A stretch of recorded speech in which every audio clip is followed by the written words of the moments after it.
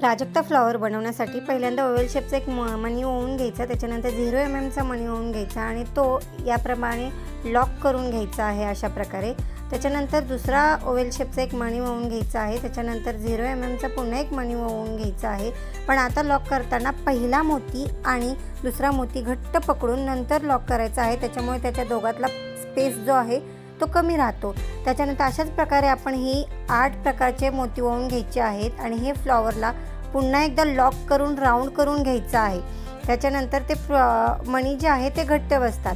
त्याच्यानंतर आपण एक मध्ये क्रिस्टल मोती ओवून घेऊन त्याच्या भोवतीने 0 mm चे गोल्डन मोती मणी ओवून घ्यायचे आहेत आणि अशा प्रकारे ते लॉक करून घ्यायचे आहेत आणि हे आपलं छानसं प्राजक्ता फ्लॉवर तयार।